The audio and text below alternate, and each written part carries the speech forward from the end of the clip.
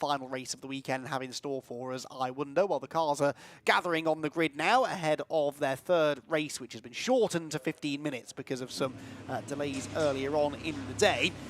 Well, you know you've had a pair of exciting races when the podium finishes from races 1 and 2 are 6 completely different drivers. Yesterday, in dry conditions, Will Smith won from Paul Donkin second and Matt Armstrong after a late red flag. But earlier on today, it was an inspired tyre gamble that saw Wes Payne lead Matt Armstrong to a victory, with Lewis Thompson scoring some more valuable points in third position. But it was Wes Payne and Matt Armstrong, the only 2 drivers to gamble on slick tyres on a drying track, who find a massive, massive advantage. And the grid now forms on another dry circuit. No tyre gambles to be had here necessarily, but we could still have a really intriguing race as the drivers prepare themselves for 15 minutes of action. So the grid moves off onto its green flag lap. Wes Payne, because he won that earlier race, starts from pole position. The grid for race 3 based upon the results from race number 2. And so Wes Payne will lead the field to green. And yeah, the start of the race, not usually the most important part of a Caterham race, but you do want to try and get yourself into the lead group if you can. And starting from pole position means Wes Payne's got a really good opportunity to do just that. So he leads the field through the old hairpin. He will start for Wes Payne from pole position, an AM driver, let's not forget, but with an overall race win to his credit now. Matt Armstrong starts alongside him, and then row number 2 for Lewis Thompson and Charlie Lauer. Paul Donkin and Justin Armstrong are sharing the third row, ahead of Cameron Cooper and William Smith. Row 5 for Carl Jones and Oliver Smith, the 6th row of the grid, shared by Ben Simmons and Matt Dyer. And then it will be Mike Evans and Tim Dickens on row 7. 8th row of the grid for Tom Eden and Harry Senior. Row 9 is where you find Rupert Laslett and Gary Curtis. And at the back row of the grid, all on his own, Chris Fraser, who was a lap down in the earlier race, but did at least make the flag. We had 19 of them, all 19 starters, make the flag in race number 2. Race 1 yesterday was a bit of a race of attrition. 7 drivers in the end, not running at the time of the checkered flag. So, yeah, yesterday's race was eventful, to say the least. But actually, ironically, in the wetter conditions earlier on today, it seemed to calm them all down a little bit. And we didn't see too many incidents along the way. Now it's dry again. I wonder whether that red mist will start to descend. Of course, it's a slightly jumbled up grid with an AM driver starting from pole position. Not unheard of for AMs to be in the fight at the front, but certainly not the norm. And there are some quick drivers further back, including that man there, the sort of bronze-coloured number 27 car of Will Smith, who we know had good pace yesterday, but for whatever reason in the wet, whether they missed the setup or something, I don't know, but he just did not have the speed, even of the other cars that were on wet tyres too. So, yeah, he was undoubtedly frustrated after that race and will want to try and bounce back. One of the championship contenders, Will Smith, and needs some good points out of this weekend if he can get them. So the cars arrive on the grid, and with 15 minutes on the clock, an exciting race in prospect. But who is going to get the race victory, I wonder? Will Wes Payne be able to stand his ground, stay at the front of the field? Matt Armstrong, who finished second in that earlier race, also had a third place yesterday. So actually, Matt Armstrong has been on the podium twice. I stand corrected.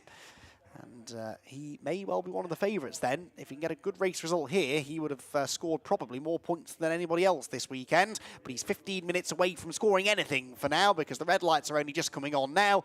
And we are ready to go here at Donington Park. Then on the left, Wes Payne. On the right, Matt Armstrong. Lights go out. Decent start made by Paul Donkin. Someone a bit slow away further back. Might have been Cameron Cooper. Yes, I think it was. The 99, he's banging wheels with Ben Simmons on the run into Redgate Corner, but they sorted it out. And it is Wes Payne that leads, but he understeers wide on cold tyres. That allows Lewis Thompson to get to the inside. And I reckon car number 1 is going to be in position number 1 as we head down through the Craner curve for the first time. Yes, he is. So Thompson leads the way. That is one of the Armstrongs in second place. Justin Armstrong, I think that is, no, it might be Matt Armstrong in second. Wes Payne out wide again down at the old hairpin and in danger of getting sort of swallowed by the pack here. Charlie Lauer goes through, so too does Carl Jones, the green and black number 11 car, who's had a really good start actually from 9th on the grid. Through McLean's corner, there was Will Smith on the outside line, wriggling around through McLean's corner and then pitching the car into Coppice. Wes Payne then trying his best to settle back in line somewhere. That's Cameron Cooper, who had that slow start, who's just slipped in front of him. So I reckon Wes Payne is 7th as we head down the back straight, but already trying to do something about that. Looks to the inside, but then ends up maybe losing a place to Will Smith, who goes around the outside of him and will go through into the chicane. Down towards the Melbourne hairpin. Lewis Thompson holding on to the lead, though. It is Matt Armstrong second. The orange roll cage is Matt Armstrong. The yellow roll cage is Justin Armstrong. And then Charlie Lauer in 4th position as they scrabble their way out of Melbourne. Onto the brakes.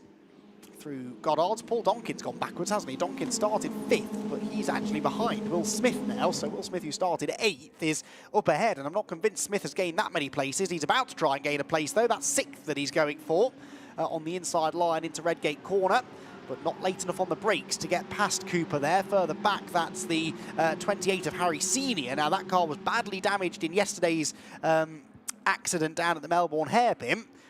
And I had the feeling in race 2 earlier on today that it possibly still wasn't at full health, but now looks as though it's picking up some more pace. The hill they climb then for the second time towards McLean's corner. And Lewis Thompson trying to assert his authority on the race, but Matt Armstrong very much going with him for the time being. Bit of a gap back then to Justin in 3rd. That could be the bottleneck point, couldn't it really, as others sort of start climbing all over him. Carl Jones is the first to try and find a way past. Carl Jones, after a really strong start to the race, from, like I said, 9th on the grid, he runs 4th, but that might be about to become 5th place because Charlie Lauer is up the inside into the chicane and looks to try and make that move stick. Did he get through on the way into the Fogarty S's? I'm not sure whether he did. Here they come. No, he didn't.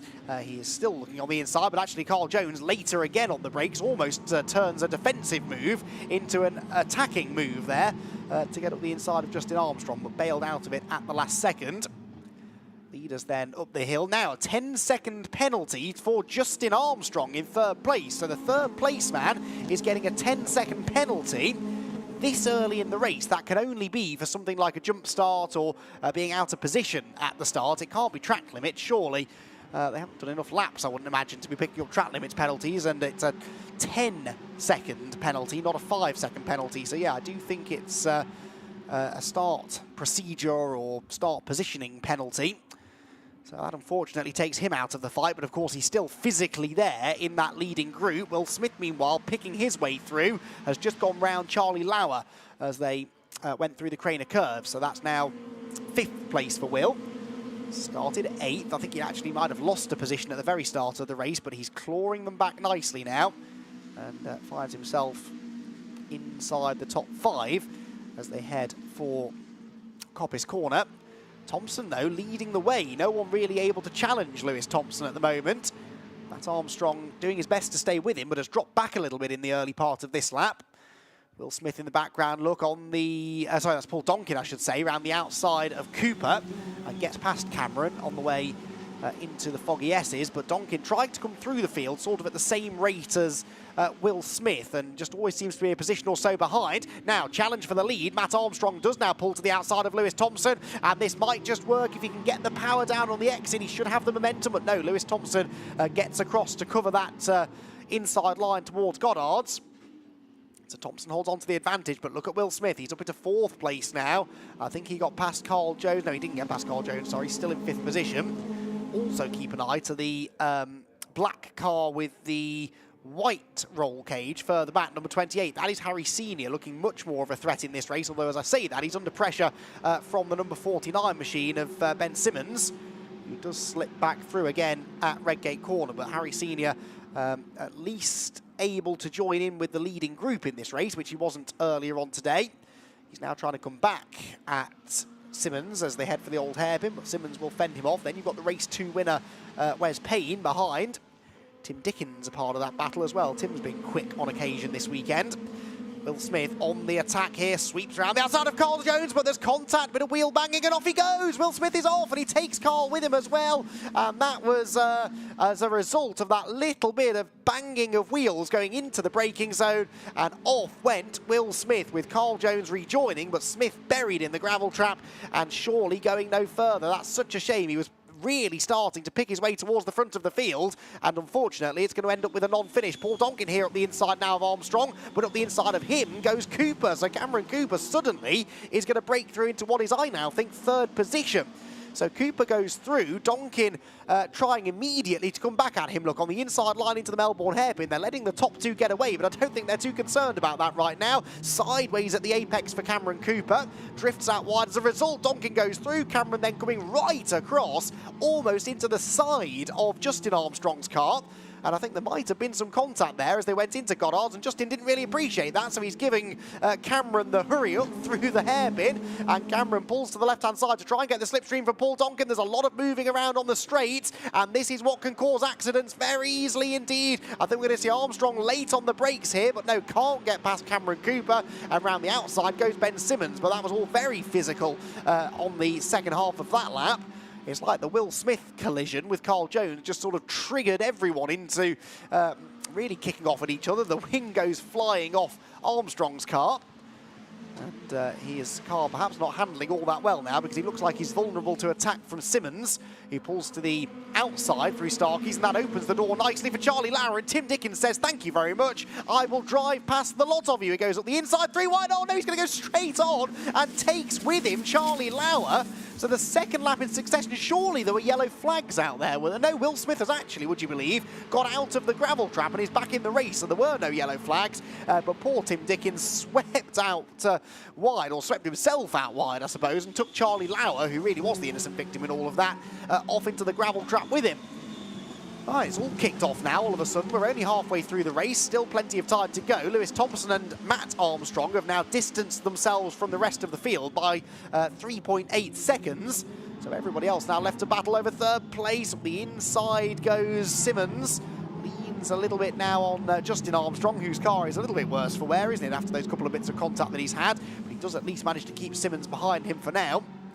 Snatch of the brakes up ahead there for Paul Donkin as they run through Goddard's and back onto the start-finish line again. So Thompson leads, Armstrong in second position. The pigeon gets out of the way just in the nick of time, and Armstrong's car definitely looks like it's crabbing, doesn't it? I don't think that 23 car is particularly healthy. He's still getting his elbows out though, tries to lean on Simmons, who's going around the outside, and Harry Senior now joining in the fun as well. They almost tangle wheels again as they head down the Craner curves, but Justin Armstrong manages to stay in front. He and Cameron Cooper, by the way, are the top two AM-class drivers, but Cameron, of course, getting away now from Justin because Justin's busy defending as if his life depends on it from Ben Simmons. Simmons to the outside line now as they head for McLean's corner. Ducks back in line before they turn in. And can't yet find a way by. Through Coppice corner. Out towards the exhibition straight then. Here are the leaders, and Matt Armstrong having a go for the race lead. Sweeps through. Lewis Thompson, for now, I think, quite happy to let him have that because he knows that he'll have other opportunities to claim the lead back again. In fact, it might come at the very next corner down to the Melbourne hairpin because Armstrong went into the chicane quickly but came out of it quite slowly. And so when they get to the hairpin, Lewis Thompson is already back ahead. So that's why Lewis wasn't stressing too much. What they don't want to do, though, is start battling too hard because Paul Donkin, we know, is quick. He is third position at the moment, matching their sector times so far, but not actually taking any time out of them for the time being. There he is, look in the background, the red and white number 24 car. Then it is Cameron Cooper, with Justin Armstrong behind him. They're the top two AM drivers, then Simmons, Senior and Dyer. Evans comes through next. Where is Tim Dickens and where is Will Smith? Well, there is Dickens at the top of shot, the grey number 44 car. And Will Smith somewhere behind him. Wes Payne is in the pit lane, by the way. That's a shame. So the winner earlier on today looks like he's going to be a retiree, unfortunately, in the third and final race of the weekend. Leaders, though, head up the hill. And Lewis Thompson with Matt Armstrong behind him, turning into McLean's corner. Is he going to try and make a move again down the exhibition straight as he did a lap ago? Or is he going to just keep his powder dry, wait for another opportunity? He's close enough to get a slipstream. Whether it's going to be a big enough slipstream to make a pass, I'm not so sure, but he'll definitely close in as they head down the straight. Donkin then in third, fourth still Cooper. This is all actually still in the same order as it was a lap ago, strangely. So a bit of a mid-race lull, maybe, as we prepare for the showdown at the end between the top two, but also between this group behind. Well, actually, the showdown might come now because Cameron Cooper has sailed straight on at the Melbourne Hairpin, trying to fend off Justin Armstrong, but ended up outbraking himself. So Armstrong goes through into fourth and the AM class lead and brings with him Ben Simmons, who is a Pro-Am driver, not an AM. And the pack making its way along the pit straight in now a slightly different order to the order they were in at the end of the previous lap. Any moves to be made into Redgate? Not just yet. Hearing reports, by the way, that Wes Payne may have been off at the chicane on the previous lap and then came into the pit lane, so that perhaps explains why Wes was in the pit lane. Thank you, Scott Woodwist, for that information. Never off duty, us commentators, are we, even if we're stood trackside enjoying the racing. Now, that was Simmons leaning slightly on Cameron Cooper. Cooper, of course, could still get back to Justin Armstrong here and claim the AM class win. But he needs to get past Simmons first, or hope that Simmons has a go at Armstrong, which might be more likely because he's up the inside of Armstrong through McLean's corner. Justin uses all of the road and quite a bit more to stay in front. They both go into Coppice on the inside line. Cooper now tries the outside line and then cuts back to the late apex. Number 29, by the way, which is Rupert Laslett, being warned about track limits further back as Justin Armstrong weaves around to try and fend off both drivers. It's not going to work, though. Cameron's up the inside. Surely can't get the car stopped. He does, but someone behind didn't. Where did they go? That was Harry Senior. Harry Senior arrived like a bullet from a gun and went so far off the road that the cameras couldn't find him at first. Now we're 4 abreast into the Melbourne Hairpin. That ain't going to work. And thankfully, the number 9 machine of Matt Dyer backed out of that before inevitable contact was made. Here comes Armstrong again, back up the inside of Cameron Cooper. How Cameron Cooper got his car stopped for the chicane, I will never know, but he's already lost the position again anyway to Justin Armstrong. Those two trading the AM class lead. Almost corner by corner at the moment. Bit of weaving going on there from Justin. As he tries to keep Cameron Cooper behind him, which he succeeds in doing so, at least on the way into Redgate. Cooper tried to get to the inside coming off the corner, but no, Justin Armstrong says that's not going to work. So Cameron then gets the run and goes to the inside into the Craner curves instead. They're side by side behind them as well. Dyer still struggling to find a way past Simmons. In the end, they all stay in the same order. Car 22 now being warned about track limits, which is Gary Curtis. So all of these are drivers a bit further down the order being warned about exceeding track limits. That was a cheeky little move from Ben Simmons up the inside of Cameron Cooper. But Cameron, again, carries the momentum off the wide line through McLean's and manages to come off the corner ahead. Right, we are on the penultimate lap of the race, and Matt Armstrong has decided that he wants to hit the front. That's interesting.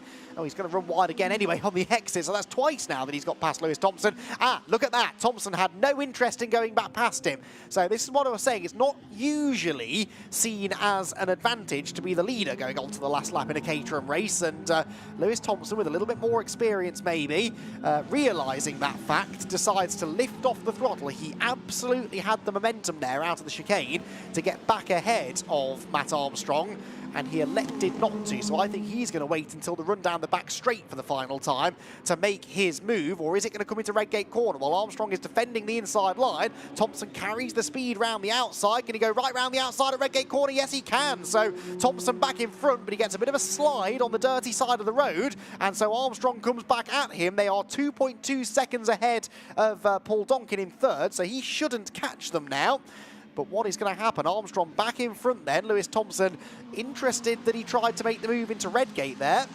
And I thought he would, having, passed up on that opportunity to pass into the hairpin. I thought he might have waited till the back straight, but he's still going for it. Goes to the inside now into McLean's corner. That move should work, but surely now Matt Armstrong's going to get the run down the exhibition straight. We've twice seen him get past Lewis Thompson into the chicane, but on neither occasion has he been able to nail the exit of the chicane. If he can figure that out this time around, he could be in prime position. Out of Coppice's corner they go. Thompson will, of course, defend the inside line. Armstrong goes to the outside. Has he pulled out of the slipstream a bit too early, though? They're dead level as they hit the brakes into the chicane, but Thompson has the preferred inside line and actually able to get back over onto the racing line before they turn in. Right, 2 more corners to go. The Melbourne hairpin we know is a good place to try and pass. Armstrong tries to get to the inside. Thompson has that one covered, so Matt sends it down the outside line instead. Watch for the switch back. Can Lewis Thompson park the car on the apex? Yes, he can. And now there's only one more opportunity. That is into the Goddard's hairpin. Matt Armstrong's going to have to go right round the long way, which he's going to try and do. Lewis Thompson defended the inside line, but left space on the outside. It's not quite going to work, and it will be Lewis Thompson who wins the third and final race of the weekend here at Donington Park. Matt Armstrong second, Paul Donkin third, and there was a car heading for the pit lane just behind them. That was Harry Senior, I think, retiring to the pit lane. No, it wasn't. It was Cameron Cooper. It was Cameron Cooper from the lead of the AM class. Now, he's crossed the line in the pit lane, has Cameron. That was all a little bit weird, though. Yes, because he did a 33.6, so I think Cameron Cooper has missed the Grand Prix loop. I think he's cut across the chicane and joined the track at the final corner. That's a bizarre one, but I'm pretty sure that's what happened, because he just did a 1:33, which would have been the fastest lap, but he bailed for the pit lane. So I think Cameron Cooper might have had a mistake at the chicane, and that means that he won't probably end up winning in the AM class. It should be Matt Dyer, actually, because what happened to... Oh, Justin Armstrong dropped back as well.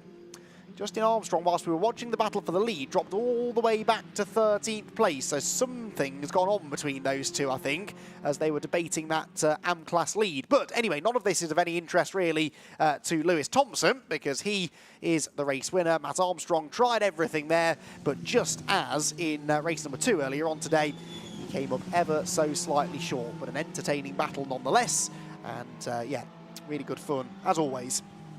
From the Caterham 7 UK drivers, whose championship next takes them where, he says, the Caterham's heading to Alton Park next on the 22nd and 23rd of June. Actually, that's part of the British Touring Car event, maybe? I think it might be. Then in August, they go up north to Knockhill in Scotland, then Brands Hatch in the end of August, and then in October, they're back here at Donington Park once again for their final rounds of the championship on the 19th and 20th of October. And so a late finish to their season, but what a brilliant place to complete their championship campaign, a venue that always produces really good Caterham racing. So, Lewis Thompson gets himself the race victory then by 0.3 of a second over Matt Armstrong in the end. Paul Donkin in third set the fastest lap in his pursuit of them on the final lap, and actually took 1.3, nearly 1.4 seconds out of them, but it wasn't ultimately quite enough for him to buy into that battle. But the three of them were covered by less than a second at the checkered flag, so another lap, and Donkin may have been a threat actually to those two. Thompson it was who held on for the win, and Thompson it is who will be celebrating as they leave Donington Park tonight. Lewis Thompson the winner then, Matt Armstrong second and Paul Donkin third. Matt Dyer was fourth, ahead of Ben Simmons and Oliver Smith. Carl Jones in seventh, Tim Dickens in eighth, with Charlie Lauer and Tom Eden completing the top 10. Then it was Chris Fraser in 11th, Justin Armstrong 12th, after some mystery drama towards the end of the race that may or may not have involved Cameron Cooper. Then it was Gary Curtis 13th, Will Smith 14th after that off up at McLean's, and Rupert Lasler, the last driver on the lead lap, with Harry Senior, Mike Evans, Wes Payne and Cameron Cooper, all classified laps down. So the Vertex Caterham 7 Championship UK has certainly provided some action here at Donington Park, and looking forward to seeing more of them a little bit later on in the year. So, how did Lewis Thompson win the third race of the weekend? Well, he did it with a decent start to the race, but it was Wes Payne who held the lead going into Redgate Corner. He wouldn't stay there for long, though, unfortunately. Carried a bit too much speed into the turn, drifted out wide, and Lewis Thompson was in the right place at the right time to move through into the lead of the race. Matt Armstrong came with him in second position, and those two would very shortly find themselves with a fairly comfortable lead in the race, because it was the battle for third that was attracting most of the attention. Justin Armstrong got himself into third place initially. Carl Jones and Will Smith were right in behind. They both got a mega run on him as they went up the hill towards McLean's Corner, but when Carl and Will tangled, they got into the back of Armstrong as well. Smith was deposited into the gravel trap, and Carl went with him as well. Then a lap later, Tim Dickens nearly did the same thing to Charlie Lauer as he outbraked himself into McLean's and sent them both skittering through the gravel trap. Harry Senior made a spectacular and sudden exit from the race with some sort of bizarre moment down at the chicane, whilst at the head of the field on 2 or 3 occasions, Matt Armstrong did get himself ahead of Lewis Thompson, including on the beginning of the final lap, after Lewis had interestingly turned down an opportunity to reclaim the lead coming out of the chicane. Further back, that was what happened to Cameron Cooper, wide at the old hairpin, but after a side-by-side run through the last corner, it was Lewis Thompson who claimed the win in race number 3 at Donington.